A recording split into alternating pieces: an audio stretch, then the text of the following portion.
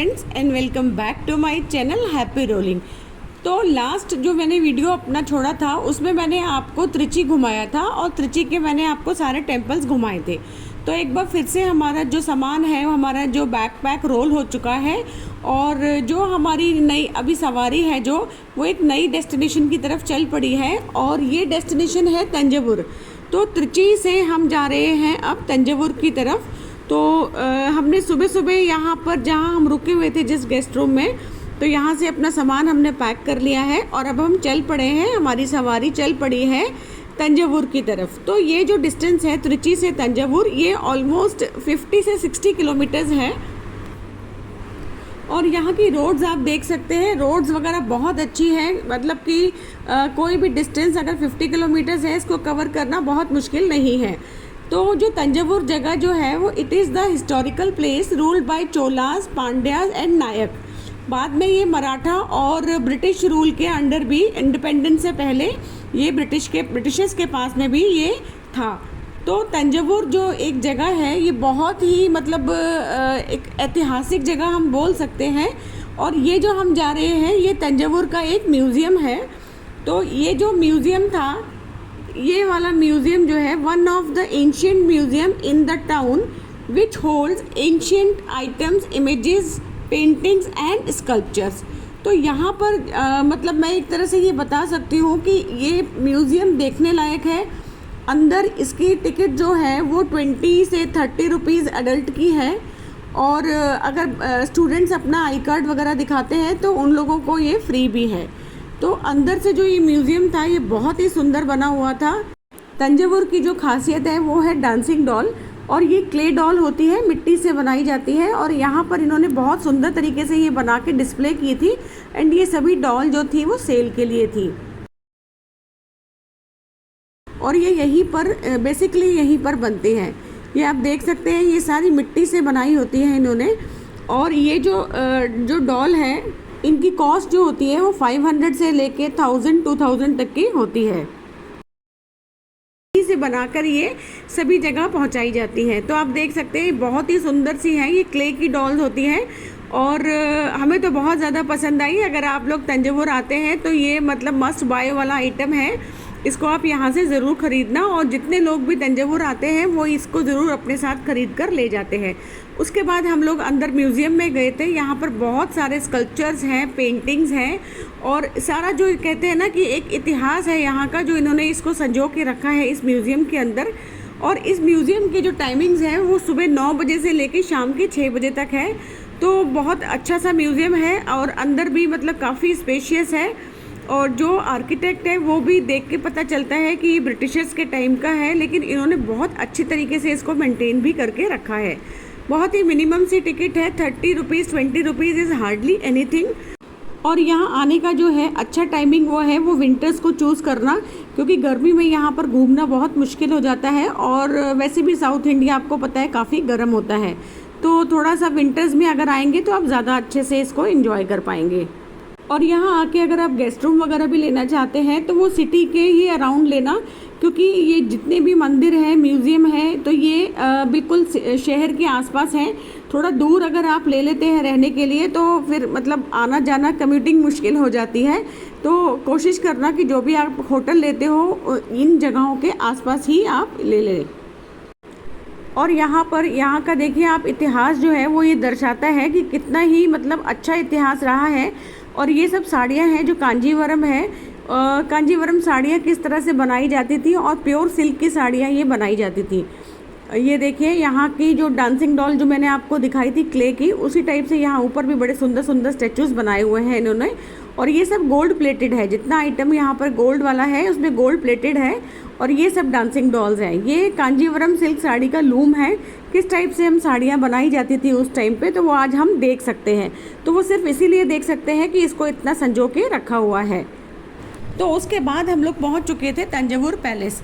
तो ये जो पैलेस है इसके ऊपर भी काफ़ी सारे राजाओं ने रूल किया था, जिसमें से चोला और पांडे जो है और नायक वो लोग जो है वो मेन थे। और बाद में तो जैसे सभी लोग जानते हैं कि ब्रिटिशर्स ने हमारे ऊपर रूल किया था। और अभी जो प्रेजेंटली है यहाँ पर जो है वो भोसले जो है उनकी फैमिली जो है यहाँ पर रहती है। और जैसे कि आप सभी लोग जानते हैं कि मंदिरों में अंदर में वीडियोग्राफी और फोटोग्राफी मना होती है। तो साउथ इंडिया में तो खासकर बहुत ज़्यादा स्ट्रिक्टनेस है, वो लोग वीडियो बिल्कुल बनाने नहीं देते हैं। और पैलेस में भी उन्होंने मतलब मना किया था कि यहाँ आप वीडियो नहीं बना सकते हैं, बट मैंने कोशिश की थी कि थोड़ा थोड़ा बना पाऊँ और बाहर ही बना पाई थी। मैंने अंदर इंटीरियर में जाके वीडियो नहीं बनाया था, बट पैलेस बहुत ही सुंदर तरीके से बनाया हुआ था और यहाँ पर अभी भी काफ़ी ना हद तक काम चल रहा था। तो आप देख सकते हैं कि वीडियो में एकदम प्रॉपर नहीं दिखा पा रही हूँ, बट लेकिन फिर भी आपको एक आइडिया लग जाएगा कि तंजावुर पैलेस किस टाइप का है। और यहाँ पर भी जो है वो एंट्री टिकट थी, वही 20-30 रुपीज़ एंट्री टिकट थी और बहुत सुंदर तरीके से बनाया हुआ था। इसके बाद हम लोग अपने गेस्ट रूम में आ गए थे जहाँ पर हम लोग रुके हुए थे। तो ये हम तंजावुर में ही रुके थे जहाँ हमने अपना गेस्ट रूम लिया था। और हम लोग आर्मी में हैं, तो जहाँ भी हमारी लोकेशन होती है तो हम लोग वहीं पे यहाँ पे हम ठहरे हुए थे। तो जो हमारा गेस्ट रूम था ये थोड़ा सा जो था मेन जगह से थोड़ा सा दूर था, लेकिन बहुत ही अच्छी सी जगह थी, काफ़ी खुली स्पेशियस जगह थी। और ये हमारा गेस्ट रूम है जहाँ हम लोग रुके हुए थे। तो गर्मी बहुत थी, दिन तो आपको पता है कि इतना ज़्यादा गर्म हो जाता है कि कहीं भी घूमना फिरना बहुत मुश्किल होता है। और इसके बाद हम लोग चल पड़े थे बिग टेम्पल देखने, जिसको बद्रेश्वर टेम्पल भी कहा जाता है।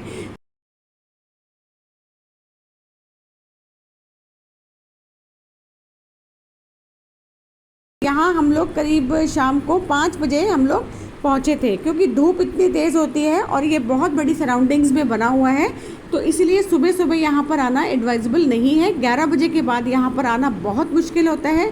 आप देख सकते हैं 5 बजे के आसपास भी सूरज जो था वो बहुत ही ज़्यादा गर्मी दे रहा था।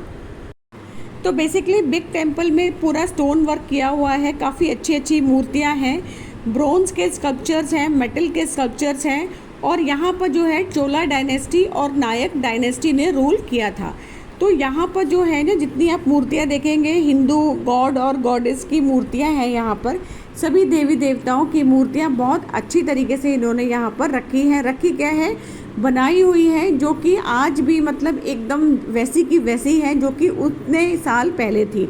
तो बेसिकली मैं ये कह सकती हूँ कि बहुत ही अच्छी तरीके से मेंटेन करके रखे हैं इन मंदिरों को। जो हमारा इतिहास है आज हम उसको देख पा रहे हैं, क्योंकि इसको हमने प्रिजर्व किया हुआ है।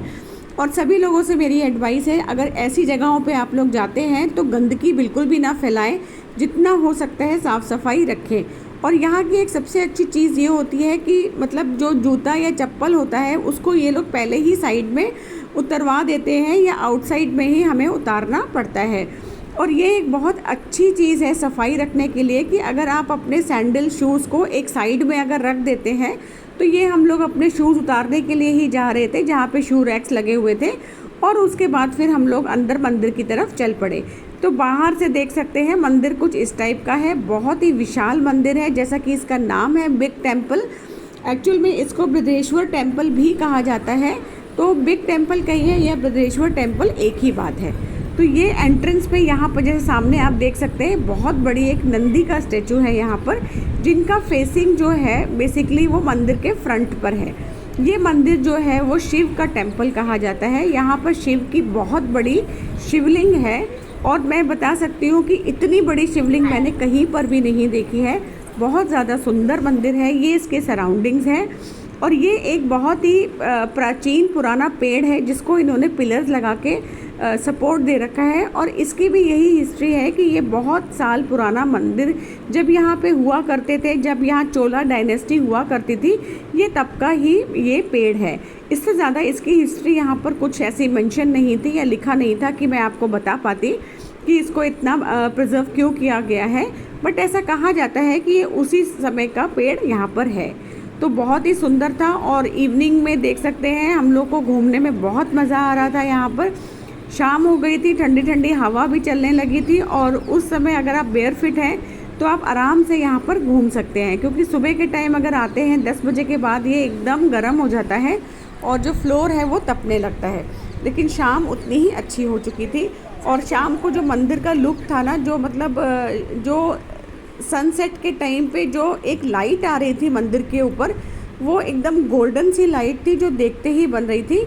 तो बहुत अच्छा सा यहाँ पर हमारा एक्सपीरियंस था, और हमने बहुत अच्छा किया कि हमने यहाँ पर इवनिंग आवर्स में हम लोग आए। तो आप देख सकते हैं इसकी जो लाइट है, सनसेट की ये लाइट है जो कि बिल्कुल सोने की तरह फील हो रही है। ऐसा लग रहा है कि ये गोल्ड का बना है या इसके ऊपर गोल्ड की प्लेटिंग हो रखी है।